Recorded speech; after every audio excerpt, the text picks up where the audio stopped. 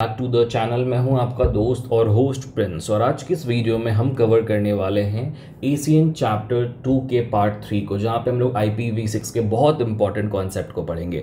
अगर आप इस चैनल पे नए हैं, चैनल को सब्सक्राइब ज़रूर करना, क्योंकि यहाँ पे डिप्लोमा प्लस इंजीनियरिंग से रिलेटेड बहुत सारी वीडियोज़ मैं यहाँ पर डालता हूँ जो आप देख सकते हैं, प्लस कॉलेज के बारे में। सो ये चैनल आपके लिए बहुत बहुत इंपॉर्टेंट हो सकती है।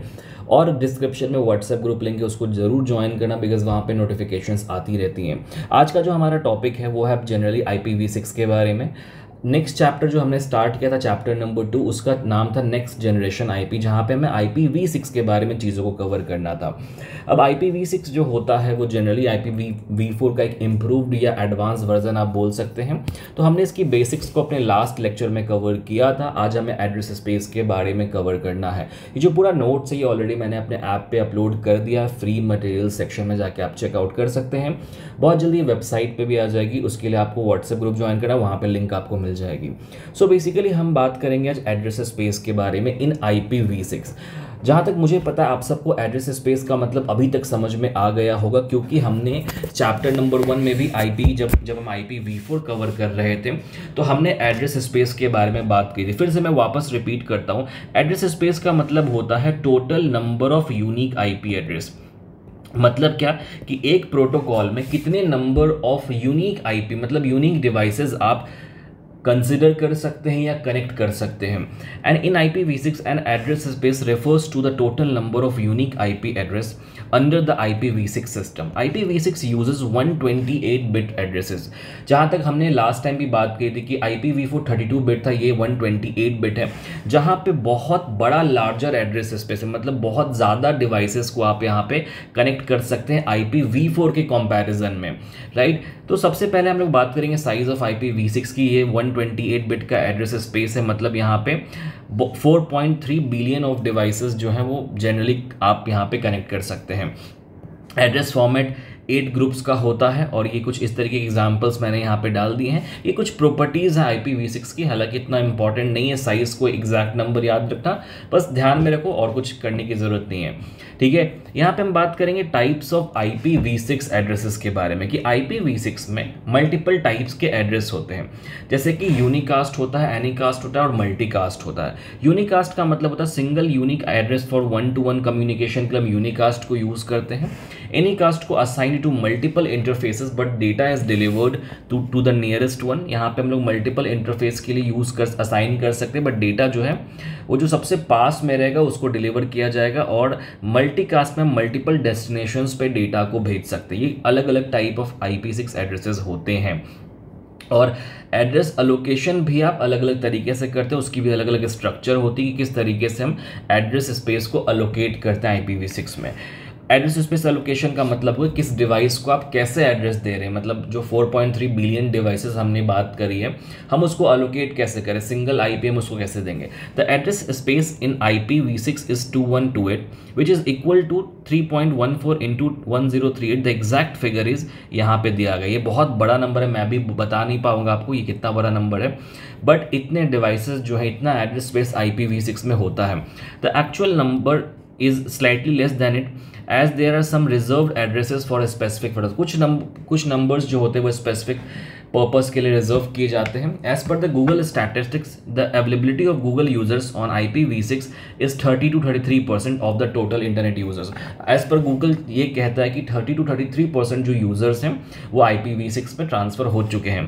पहले IPv4 था, हम ये भी बात करेंगे कि IPv4 से IPv6 में हम कैसे थे, वो बहुत इंपॉर्टेंट टॉपिक है। The address space is that huge in IPv6 if we manage to adjust 268 computers in each square meter of the planet Earth, the address will be still enough to connect them all। मतलब address space इतना ज़्यादा बड़ा है कि अगर एक square metre में आप 268 कंप्यूटर्स को भी रख के पूरे प्लानट पे डालोगे फिर भी आपका IPv6 चीज़ों को हैंडल कर लेगा। तो एड्रेस स्पेस काफ़ी ज़्यादा बड़ा होता है।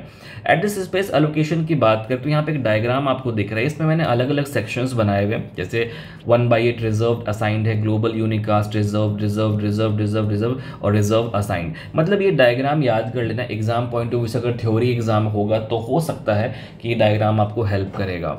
ठीक है, तो ये डायग्राम है एड्रेस स्पेस अलोकेशन का, किस तरीके से एड्रेस स्पेस अलोकेट की जाती है। अब यहाँ पे छोटे छोटे टर्म्स और भी आते हैं, जैसे कि ऑटो कॉन्फ़िगरेशन। जब हम एड्रेस एलोकेशन की बात करेंगे तो IPv6 में एक फीचर होता है ऑटो कॉन्फ़िगरेशन का। ऑटो कॉन्फ़िगरेशन क्या होता है? IPv6 auto configuration is a mechanism that allows devices to configure themselves automatically without the need for manual configuration और DHCP सर्वर। मतलब क्या कि ऑटो कॉन्फ़िगरेशन एक ऐसी मैकेनिज्म है जिसके द्वारा जो डिवाइसेस है वो ऑटोमेटिक खुद से ही अपने आप को कॉन्फ़िगर कर लेते हैं। This is essential for large networks and mobile devices, providing a more flexible and scalable solutions than in IPv4. Steps in IPv6 auto configuration क्या क्या स्टेप्स होते हैं? सबसे पहला स्टेप है link local address generation. As soon as the device connects to the network, जैसे ही कोई डिवाइस नेटवर्क से कनेक्ट होती है, it automatically generates a link local address. मतलब क्या, वो जैसे ही आप नेटवर्क से कनेक्ट करेंगे वो एक लोकल एड्रेस को जनरेट करेगा पहले स्टेप में।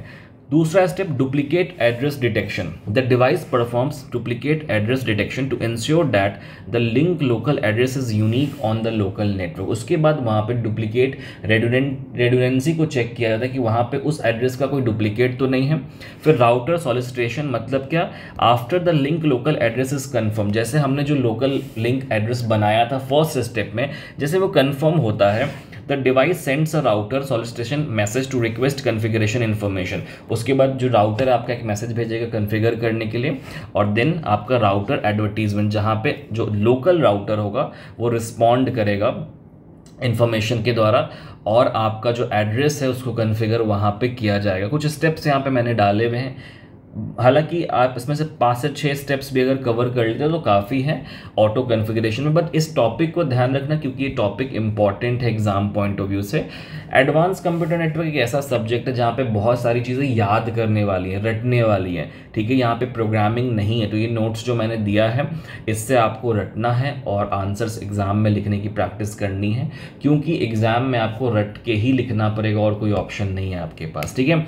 तो ये था हमारा ऑटो कॉन्फ़िगरेशन टॉपिक। जो नेक्स्ट टॉपिक है हमारा वो है transition from IPv4 to IPv6। इसको हम लोग अपने नेक्स्ट लेक्चर में कवर करेंगे। बहुत इंपॉर्टेंट टॉपिक है, तो आप सबको वो वीडियो देखने ज़रूर आना है और इस पूरे प्लेलिस्ट को फॉलो करना है। इसमें मैं आपको क्वेश्चन बैंक भी देने वाला हूँ और बाकी सारी चीज़ें नोट्स भी देने वाला हूँ। तो अगर आपको ये वीडियोस अच्छी लग रही होंगी तो प्लीज़ वीडियो को लाइक ज़रूर करना और कमेंट करके मुझे बताना। दोस्तों के साथ इस वीडियो को शेयर करो ताकि मैक्सिमम लोगों को एडवांस कंप्यूटर नेटवर्क पढ़ने को मिले हिंदी लैंग्वेज में और डिटेल्ड नोट्स के साथ। ओके, आज के इस वीडियो के लिए इतना ही, मिलते हैं हम लोग अपने नेक्स्ट वीडियो में। तब तक के लिए thank you so much for watching this video. Have a good day.